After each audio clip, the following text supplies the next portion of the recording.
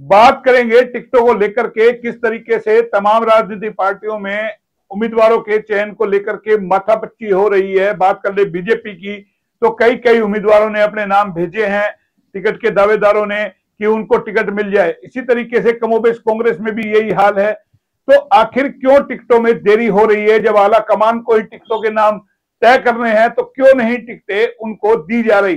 चुनाव में बहुत कम समय है, 1 अक्टूबर को मतदान होना है और 4 अक्टूबर को जो परिणाम आने हैं। और कहीं ऐसा ना हो टिकटों की देरी कहीं ना कहीं पार्टियों को नुकसान दे जाए। अगर टिकटें समय से मिल जाए तो कहीं ना कहीं जो उम्मीदवार बनेंगे उनको प्रचार प्रसार का समय मिल जाएगा। उसी पे चर्चा करने के लिए हमारे साथ है प्रवीण राव और बॉबी जी, और राजनीति विश्लेषक है विनय यादव जी। दोनों से चर्चा करेंगे। बॉबी राव जी, क्यों टिकटों में देरी हो रही है? दो दो तीन तीन चार चार दौर की मीटिंग चल रही है, रातों रात मीटिंग चल रही है। जब हाईकमान को नाम तय करने हैं तो क्यों नहीं तय कर देते, उनको चुनाव प्रचार का समय मिल जाए। मोहनलाल जी, एक पार्टी का प्रोसेस होता है कि भाई नीचे से स्टेट से जो भी है पैनल बना के भेजे, फिर हाईकमान उनमें से चूज करे। वैसे तो क्या है कि जो नाम है वो अलबत्ता पहले से ही चूज कर रखे हैं। ये भी एक आई बॉस है कि वर्कर डांट के रखने हैं कि प्राइवेट पार्टी में ट्रांसपेरेंसी होती है। हम तो सबका भाई वर्करों को इज्जत देते हैं, जो भाई लड़ने का इच्छुक है उनको प्रयास भी करते हैं, पार्टी प्रयास भी करती है। अब जिस आदमी का नाम पैनल पे जाएगा तो उसको थोड़ा सा मन में ये तो लालसा तो ये तो रहेगी ना, मैं मेरा नाम पैनल में गया था, जबकि होना जाना कुछ भी नहीं है उसके अंदर। रही दूसरी बात, पार्टी को ये डर भी रहता है कि चाहे कोई भी पार्टी हो, कि अगर पहले नाम डिक्लेयर कर देंगे तो जिस पार्टी की पक्ष में थोड़ी बहुत भी अगर थोड़ी सी लहर है या थोड़ा लग रहा है कि सत्ता में आ सकते हैं, तो उनको एक पार्टी के अंदर आपस में विद्रोह का भी नजर आता है कि इसको टिकट दे दी, भाई कैंडिडेट विद्रोह कर जाएगा तो उससे पार्टी को नुकसान पहुंचेगा। तो ये इस पर टाइम लेते हैं कि ज्यादा देर से अगर डिक्लेयर करी जाए तो भाई किसी को समय नहीं मिलता तैयार, भाई इलेक्शन लड़ने का, कोई तैयारी करने का, तो वो शायद मना के पार्टी उसको गला फुसला के बिठा ले कर ले। तो यही एक ये पुराने टाइम से, जब से ये भाई शुरू हुआ हिंदुस्तान में इलेक्शन का कल्चर 52 से, उसके बाद से यही चला आ रहा है। ये लॉलीपॉप होता है कि हाइप क्रिएट करते हैं कि भाई पार्टी भाई बड़ी कसरत चल रही है, जद्दोजहद चल रही है, पता नहीं कौन कैंडिडेट के बीच में क्या होगा क्या नहीं होगा। तो ये सब एक पुराना ये डर बगावत का सता है। लोकसभा चुनाव में देखा देखिए, राज बब्बर को देरी से टिकट मिली, उसका नुकसान हुआ, बहुत कम मार्जिन से वो हार गए। तो नहीं लगता है कि भाई समय से टिकट मिल जाए तो प्रचार प्रसार कर ले? तीन तीन चार चार पांच पांच दावेदार हैं, वो अभी अपने प्रचार प्रसार में लग रहे, तय किसी का है नहीं। पब्लिक भी संशय में है कि किसको टिकट मिलेगी किसको नहीं मिलेगी, और जिस तरह की बयानबाजी आ रही है वो भी कहीं ना कहीं नुकसान नहीं दे रही, आपको लगता है? निश्चित तौर पर बगावत का पार्टी को डर सताता रहता है, और इस बार सबसे ज्यादा डर बीजेपी को है, क्योंकि बीजेपी में पूरे प्रदेश के अंदर बहुत भारी गुटबाजी है। और ये गुटबाजी क्रिएट करने में हमारे पूर्व मुख्यमंत्री जी मनोहर लाल खट्टर जी का पूरा हाथ रहा है। उनने इस 5 साल सरकार नहीं चलाई, उस 5 साल में उनने बीजेपी का ही बंटाधार कर दिया है। इतने गुटों में बांट दी है कि पहले तो एक दो ही गुट होते थे, अब गुट में गुट है। अब आप यहीं अभी दक्षिण हरियाणा में देख लो कि चलो मान लिया पहले राव दरबीर सिंह राव इंदरजीत सिंह के खिलाफ इलेक्शन लड़े थे तो भाई ये प्रतिद्वंदी रहे हैं, चलो गुटबाजी मान ली। मगर आप देख रहे हैं कि दरबीर भी खिलाफ है पार्टी के, सब बयान दिए जा रहे हैं। दरबीर सिंह अलग बयान दे रहा है, रामविलास शर्मा जी अलग बयान दे रहे हैं, यहाँ रेवाड़ी में कितने कैंडिडेट है सब अलग अलग बयान दे रहे हैं, सब अलग अलग कर रहे हैं। तो ये तो गुटबाजी तो है ही नहीं, और इनको डर है पार्टी को, और इसका नुकसान ही भुगतना पड़ेगा। चलिए विनय जी को जोड़ लेते। विनय जी, क्यों देरी हो रही है? क्या बगावत का डर है? देखिए चुनाव समिति के अंदर देखिए 50-50 60-60 आदमी, जिसमें पूर्व मुख्यमंत्री भी सांसद भी राव इंद्रजीत सिंह भी, तमाम लोग हैं, फिर भी नाम तय नहीं हो पा रहे हैं। अरे भाई आपको एक नाम चूज करना है, तीन तीन चार चार नाम आए, आपने हाईकमान को भेज दिया, सेंट्रल कमेटी को भेज दिया, भाई एक एक नाम आपको चूज करना। 90 विधानसभा तो है, क्यों नहीं कर देते भाई? वो अपने चुनाव प्रचार में लग जाए, बाकी जिनको तो ऑफिस के ताला लगाना है वो ताला लगा करके अपने उम्मीदवारों के साथ लग जाए। या फिर बगावत का बड़ा डर है? देखिए मोहन जी, जैसे ही लोकसभा के चुनाव हुए तो भारतीय जनता पार्टी का जो भी एक ओरा था, जिस तरह का इन्होंने एक नया आवरण ओढ़ रखा था जो जनता देख नहीं पा रही थी, समझ नहीं पा रही थी, वो सब कुछ इनका ओपन हो गया, उगड़ गया है। जो पार्टी के बड़े नेताओं के दम के ऊपर ये हर चुनाव को जीतने का दावा करते थे, वो दावा की हकीकत की पोल अब इनकी खुल गई है।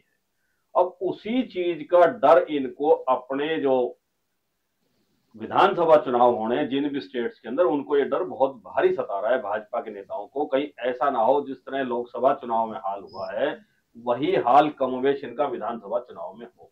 यानी कि मोदी जी के नाम पर 400 पार का नारा जो लगा करके लड़े और मोदी जी खुद सांस ले लेके जीते, वो डर है कहीं ना कहीं कि कहीं ऐसी बुरी ना हो जाए। मोहन जी दोनों डर हैं। आप देखिए पिछले विधानसभा के चुनाव में आप बात करें तो राजस्थान की करें, महाराष्ट्र की करें, हरियाणा की करें और अन्य स्टेट की करें, वहां भी इन्होंने बड़े बड़े दावे किए थे। हरियाणा में 75 पार का नारा दिया था, सीट 40 आई। लोकसभा में 400 पार का नारा दिया था, सीटें आपको पता है कितनी आई और वो कैसे आई, कई परिस्थितियों में बस कैसे वो सीटें आई वो सब जानते हैं। तो अब यही डर इनको सता रहा है कि अब हम क्या एक मापदंड सेट करें, ये अब उस नारे से दूर हट गए कि हम ये कह सके कि इतनी सीटें हमारी आ रही हैं। ये सबसे बड़ी दुविधा निकली है। और सबसे बड़ी एक और दिक्कत आ गई है, पिछले 10 साल के लंबे कार्यकाल के बाद भाजपा के अंदर जिस तरह राजनेताओं का राज नहीं रहा, पूरा राज खट्टर साहब की मेहरबानी से प्रशासन ने चलाया है। सत्ताधारी लोगों की प्रशासन सुनता नहीं था, उनके कहने से एक डीसी रेट का कर्मचारी नहीं लग पाता था, बदलियां नहीं हो पाती थी। तो जो वर्कर उम्मीद लगाकर भाजपा के साथ जुड़े थे लंबे समय से, अगर हम पार्टी में रहेंगे हमारे काम होंगे, तो वो छोटे छोटे काम भी उनके नहीं हो पाए हैं। प्रॉपर्टी आईडी का मैटर है, फैमिली आईडी का मैटर है। सिर्फ प्रॉपर्टी आईडी के अंदर हमारे करोड़ों के भ्रष्टाचार पूरे हरियाणा में हुआ। अगर आप उसकी कैलकुलेशन करें, आप पोर्टल के थ्रू उनकी आईडी नहीं बन पाती, चक्कर काटते हैं, कंप्लेंट करते हैं। अगर आप पैसे देकर आईडी बनवाना चाहें तो तुरंत वो पोर्टल भी चालू हो जाता है। चंडीगढ़ पंचकुला उसी शहर में स्थापित हो जाता है, 3 दिन में आईडी बन जाती है। या फिर आपको लगता है अब कोई चेहरा नहीं है? जैसे 2 चुनाव लड़े, 14 के, 19 के, मोदी जी, और अब कहीं मोदी जी का ओरा नहीं है। वो भी एक चिंता है कि किसी तरीके से डांटे रखो मोदी के नाम पर, कार्यकर्ताओं को बहलाए फुसलाए रखो और उसलिए टिकट देरी करो। मोदी जी के नाम के आगे उन्होंने किसी भी राजनेताओं के चेहरे को आने नहीं दिया, किसी राजनीतिक शख्सियत को अपने दम पे प्रचार करने के लिए इनको पनपने नहीं दिया। इन्होंने, मोदी जी ने, अमित शाह ने और हमारे यहाँ के जो पूर्व मुख्यमंत्री, उनका एक ही एजेंडा था, कोई भी बड़ा ऐसा राजनीतिक नेता पैदा ना हो किसी भी क्षेत्र में, उसको ठिकाने लगाओ, साइड में लगाओ, ताकि आप लोग वन मैन शो रहे। उसी का नतीजा है कि इनके पास आज के समय में राजनीतिक प्रचारकों की और नेताओं की कमी है। इनके पास यशवंत माने लोग बच गए जिनका अपना कोई जनाधार नहीं है, लोगों को पता है। अब ये बातें अब जो करेंगे चुनाव में, जिनको टिकट मिल रही है, उनके वादों पर कोई पार्टी अमल नहीं करेगी। ये डर बहुत भारी सता रहा है। ये सबसे बड़ी दिक्कत है। अब इनके पास प्रचारकों की कमी है, जो राजनीतिक प्रचार है उनकी। बोबीराव जी, लोकसभा चुनाव के बाद कांग्रेस बड़ी हैवी है। देखिए 5 सीटें जीतने के बाद कहीं ना कहीं जिस तरीके से नेताओं का पलायन अब कांग्रेस की तरफ हो रहा है। भाई बीजेपी में मोदी होता था, लेकिन अब मोदी का कहीं ऐसा शोर नहीं दिख रहा। वो खाली बीजेपी वाले तो करते हैं जी हमारे मोदी जी, लेकिन मोदी जी का भी देख लिया लोकसभा चुनाव में 400 पार का नारा लगा करके 220 पे सिमट गए, 240 पे सिमट गए। तो वो कहीं नुकसान है, मतलब कि अब कोई ऐसा प्रचारक नहीं है। भाई इसलिए बगावत हो रही है। नरबीर के सुर भी देखे होंगे, राविंदरजीत सिंह के भी सुर देखे होंगे, और भी नेताओं के सुर है। उधर अनिल विज के, उधर जो है कहें आपके महेंद्रगढ़ से रामविलास शर्मा के, ये तमाम जो नेता अगर सर हुए हैं बोलने में, क्या अब इनकी जुबान खुली है कि भाई टिकट दे दीजिए आप लगातार? क्यों नहीं टिकट मिल रही है? मोहनलाल जी, जो भी नेता होता है वो पॉलिटिक्स का टेम्परेचर भाप लेता है कि प्रदेश में या इलाके में राजनीति का टेम्परेचर क्या चल रहा है। अब जो बीजेपी की हवा थी या जो भी था, वो 10 साल में बिल्कुल उतार पे है। उतार पे है तो जो पहले जो नेता हाथ जोड़ के खड़े रहते थे कि उनको पता था कि भाई तुम अगर विरोध करो, सरकार आ रही है, 5 साल कैसे कटेंगे, अब उनको ये भी दिख रहा है कि अब ये तो पार्टी तो उतार के ऊपर है, तो उतार पे है तो भाई जो भी है कुछ खिलाफ बोलो पार्टी के, कुछ मिलेगा, नहीं मिलेगा तो कोई दूसरी पार्टी में जाएंगे। दूसरी पार्टी में रास्ता भी तो खोलना है जाने के लिए। दूसरी पार्टी में तो एक बड़ी बात कह रहे हैं कि पार्टी में कोई चेहरा पैदा ही होने नहीं दिया। भाई अमित शाह मोदी 2 जगह में रही। भाई आपने नेता नहीं पैदा होने दिया, किसके दम पे चुनाव जिताओगे? भाई ले देकर कांग्रेस से तोड़ लाए सारे जितने भी है, और कांग्रेस में बात हो रही है। नहीं जी, ये बात विनय जी भाई दुरुस्त कर रहे हैं। हरियाणा में मनोहर लाल जी ने अपने आगे किसी को आने ही नहीं दिया। उनने जो सत्ता सरकार चलाई, वो इस बार उनका मोडस ऑपरेंडी ये था कि किसी विधायक को अगर किसी डीसी कलेक्टर ऑफिस में काम है, सेक्रेटरीट में काम है, तो वो सीएम साहब को बोलेंगे कि मुझे फलाने गांव के लिए मुझे डीसी से ये काम करवाना है, तो सीएम ऑफिस से फोन आता था कि भाई विधायक के इस गांव में काम है, काम करो। अगर विधायक सीधा डीसी ऑफिस चला जाए तो आप ताज्जुब करेंगे कि विधायक की औकात ये थी कि चपरासी बाहर से भगा दिया करता कि जी साहब यहाँ नहीं बैठे हुए। ये वाकई में सही बात है कि इस बार जो हरियाणा में राज चला है 4-4.5 साल में खट्टर साहब ने चलाया, वो सारा ब्यूरोक्रेसी ने चलाया है। तो फिर और सीएम को बदला, इसीलिए विधायक खुश है कि चलिए ऐसे सीएम को बदला, नायर सिंह सैनी को लाया गया। मोहन लाल जी, मेरी 5-7 विधायकों से, अपने इलाके के विधायकों से भी और बाहर के विधायकों से भी चर्चाएं हुई थी इस बारे में, अब मेरी बातचीत होती रहती है।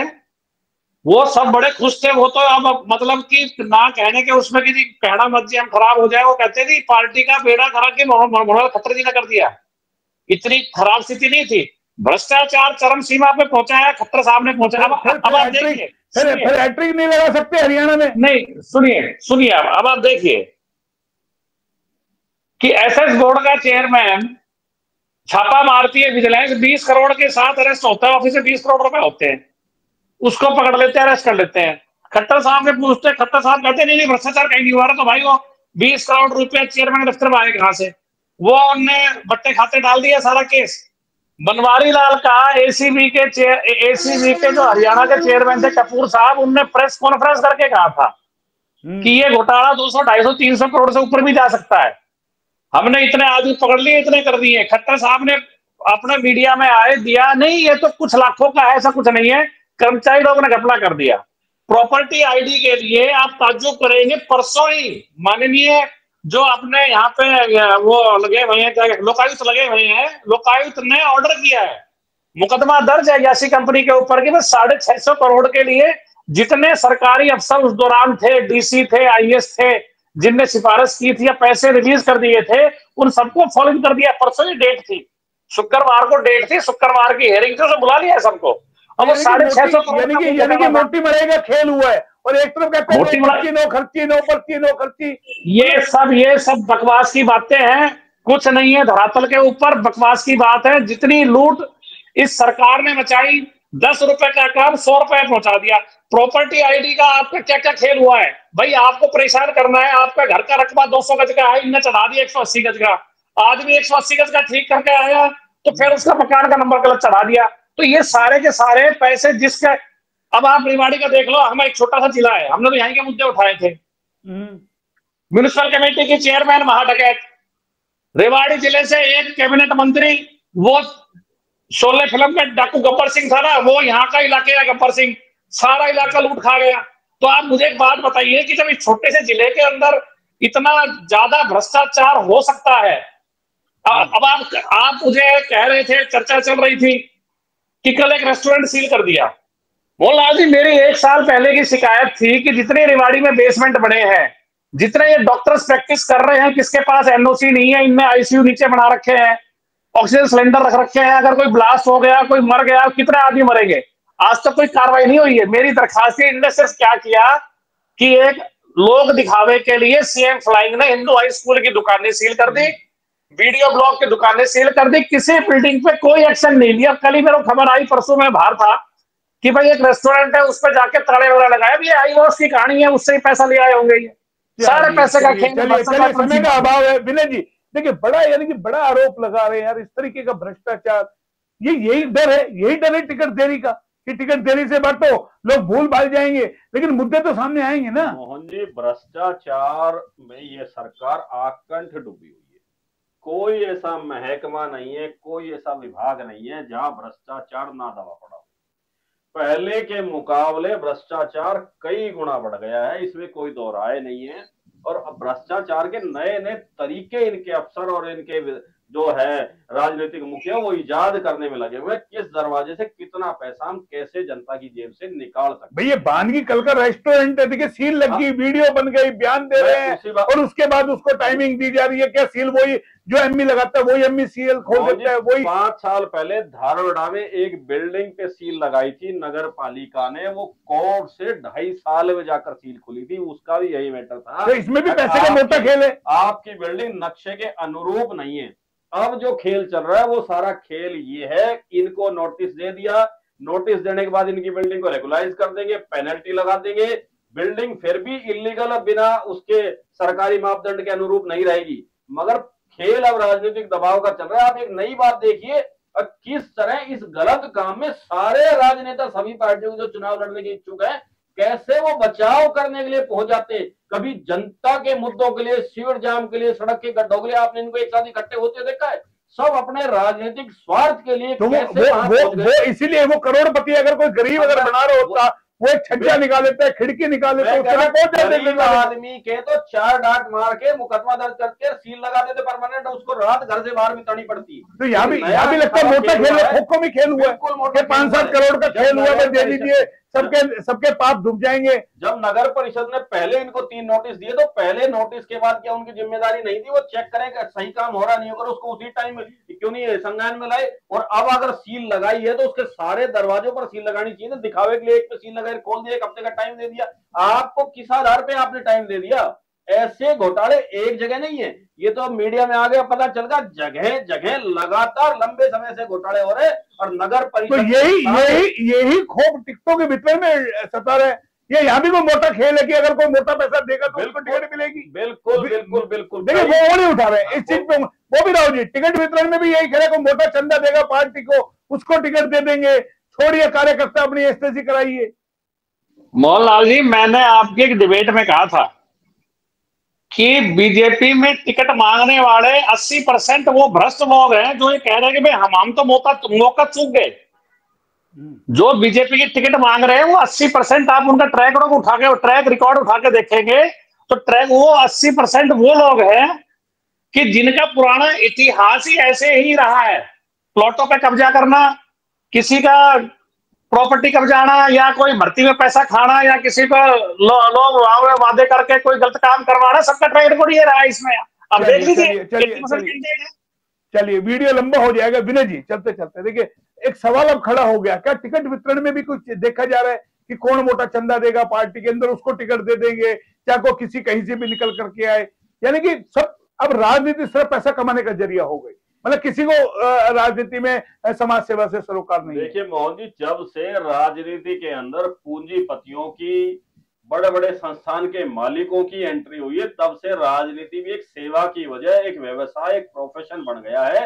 और सब उसकी आड़ में ये चाहते हैं कि हमारे उद्योग धंधे हैं, प्रतिष्ठान है, हमारे काम चलते रहे, कोई अधिकारी या लोग हमारे खिलाफ आवाज ना उठाए, अधिकारी हमारे ऊपर छापे ना डाले।